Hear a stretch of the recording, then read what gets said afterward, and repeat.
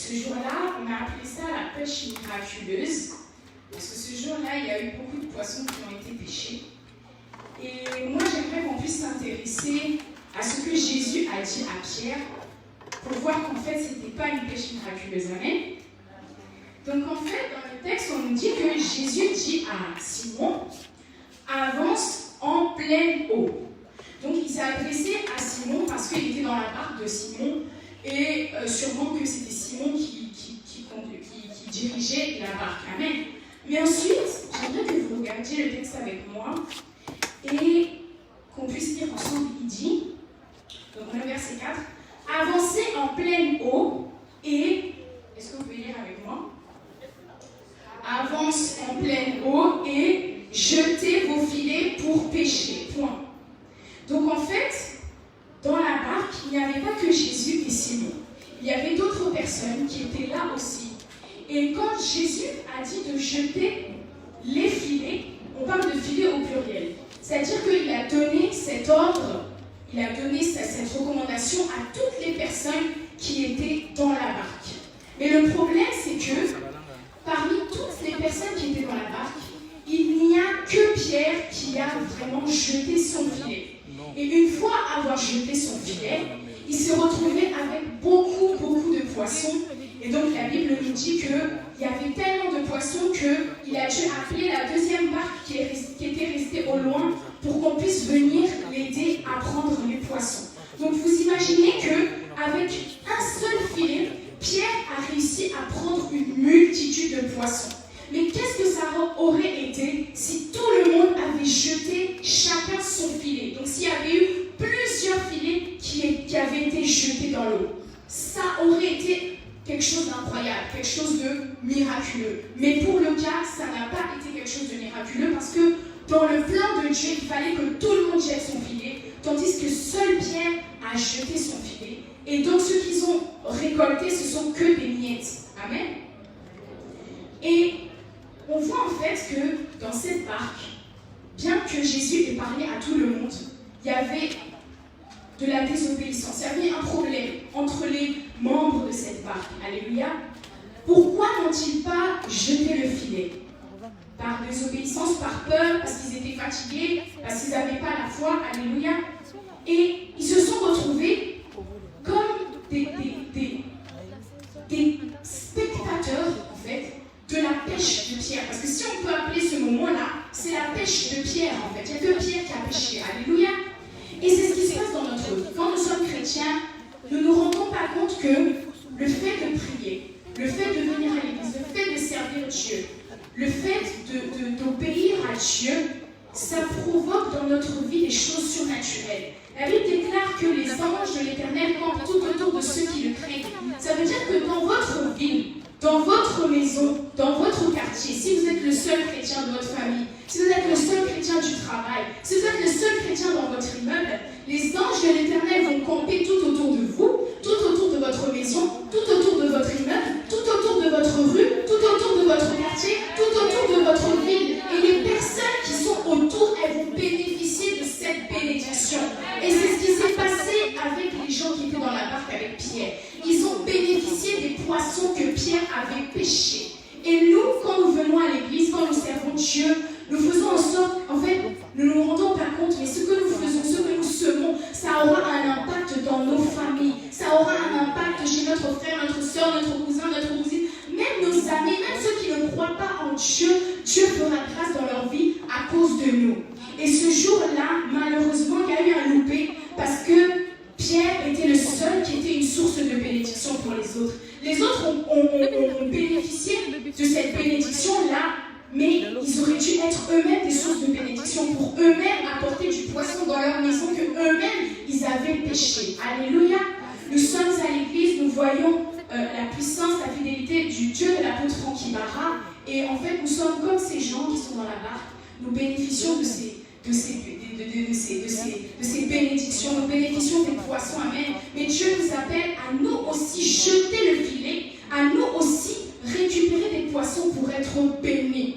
Dans la Bible, il y a quelqu'un qui a été, on s'est souvenu de lui à cause de ce que son père avait fait. Alléluia.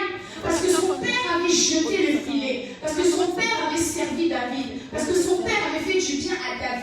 Quand Jonathan est mort, on avait oublié Méphibosheth. On ne savait pas où il était. Il était à le départ. Un coin bizarre, un coin perdu. Mais à cause du filet de Jonathan, à cause de la semence de Jonathan, David est venu jusqu'à le départ chercher Méphibosheth. Malgré son handicap, il est allé manger à la table des rois. Sache que si aujourd'hui, tu penses que tu n'es pas béni, tu penses que tes prières n'ont pas d'impact, peut-être que quand tu vas mourir, eh bien, il y aura ton enfant, ton petit enfant, ton neveu, ta nièce, et Dieu se souviendra de ce que toi tu as semé, parce que ce qu'un homme aura semé, il le récoltera. Alléluia. Amen. Et donc, nous voyons ici que, malheureusement, il y a eu un petit problème. Alléluia. Et le thème que j'aborde aujourd'hui, c'est les secrets de la croissance. Parce qu'en fait, ce jour-là, il aurait dû y avoir de la croissance. Il aurait dû avoir quelque chose d'extraordinaire, la gloire de Dieu. Mais ça ne s'est pas passé comme ça. Il n'y a que Pierre qui a expérimenté la gloire de Dieu parce qu'il est passé de maître à seigneur. Alléluia. Et les autres autour, on ne se souvient pas d'eux. Ce sont des spectateurs. Quand tu es un spectateur, on ne se souvient pas de toi. On ne se souvient pas de toi et tu ne recevras pas les récompenses. Voilà pourquoi je te dis aujourd'hui, jette ton filet selon la parole de Dieu, jette ton filet selon la vision du Père spirituel. Nous savons que dans cette maison, la vision c'est l'évangélisation et la vision c'est gagner des âmes. Alors bien sûr, on ne va pas gagner des âmes selon notre vision, selon notre volonté, mais on suit les instructions du Père. Alléluia. Et nous allons aller dans un autre texte qui va nous montrer quelque chose. On va prendre l'exemple en fait de certains animaux, certains insectes en fait, qui eux ont compris en fait comment on peut croître, comment on peut grandir, comment on peut avoir de l'abondance dans une famille, dans une église. Alléluia. Nous allons aller dans le livre de Proverbes. Esther, si tu peux prendre le livre de Proverbes, le chapitre 30, et on va juste lire le verset 24 et 25. Amen. 30, verset 24 à 25.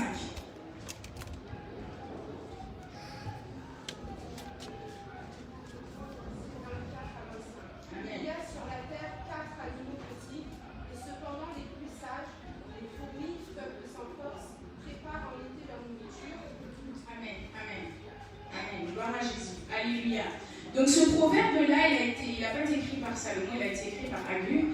Et il nous parle de 4 animaux qui sont très petits, et dont les fourmis. Il y en a 3 autres, mais on regarde que les fourmis parce qu'on a beaucoup dedans. Alléluia. Et donc les fourmis, en fait, elles ont compris comment prospérer, comment s'accroître, comment grandir, ensemble, en étant ensemble. Et ce qui nous permet de croître, en fait, c'est premièrement la vision, deuxièmement la préparation, et troisièmement la loi de la saison. Alléluia. Les fourmis, il nous est dit que c'est un peuple sans force. Elles sont vulnérables, elles sont petites, elles sont méprisées, on n'a pas peur d'elles, on peut avoir peur d'un rat, on peut avoir peur d'une araignée, mais on n'a pas peur des fourmis, on les écrase comme ça. Mais on ne sait pas que ces fourmis-là, parce qu'elles sont plusieurs à travailler ensemble et qu'elles ne forment qu'un seul et même corps, elles sont très dangereuses, elles sont très intelligentes, d'ailleurs même les scientifiques ont fait des études là-dessus, elles sont très intelligentes parce qu'elles ont une vision. Leur vision, c'est quoi? C'est de nourrir la reine mère. Leur vision, c'est le but à atteindre. Alléluia. Si on veut grandir, on va avoir une plus grande église, on va avoir une grande famille, on va avoir un business qui prospère. Il faut avoir une vision, il faut avoir un but que tu te fixes, un but pour lequel tu vas travailler. Tu ne peux pas dire que tu es enfant de Dieu, que tu es né de nouveau, que Christ vit en toi et tu n'as pas de vision et tu viens à l'église juste pour venir à l'église. Alléluia. Les fourmis, même si elles sont petites, chacune d'elles fait quelque chose. Il y a les fourmis qui sont ouvrières, les fourmis qui sont soldats, et il y a la reine mère. Toi à l'église, qu'est-ce que tu fais? Alléluia. Qu'est-ce que tu fais? Servir Dieu, ça ne veut pas forcément dire venir prêcher, ça ne veut pas dire prophétiser. Tu peux servir Dieu, tu ramènes de l'eau. Tu peux servir Dieu, tu ramènes des ventilateurs. Tu sers Dieu, tu vas voir les membres, les leaders de domaine, tu demandes vous avez besoin de quoi? Les pasteurs, vous avez besoin de quoi? L'apôtre, vous avez besoin de quoi? Et ce sont des semences que tu vas semer dans ta vie et que tu vas récolter et que ta famille va récolter. C'est ça jeter le filet. Alléluia. Ensuite, les fourmis, elles se préparent. Elles se préparent. C'est-à-dire qu'elles savent très bien que l'hiver, elles ne pourront pas travailler efficacement. Donc, elles préparent tout leur stock, toutes leurs réserves pendant l'été. Alléluia. Parce qu'elles ont une vision, elles ont un but à atteindre. À un moment donné, dans la Bible, dans le livre de Genèse, il s'est passé quelque chose qui a fait peur à Dieu.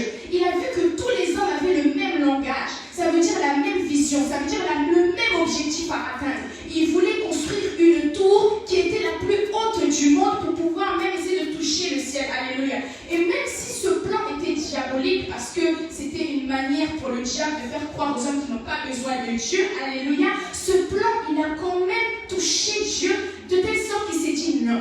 Si je les laisse, parce qu'ils forment une seule personne, ils sont des membres d'un seul et même corps, il y a une cohésion, il y a une harmonie, il y a une symbiose entre eux. Si je ne fais pas quelque chose là, rien ne pourra les arrêter. Alléluia.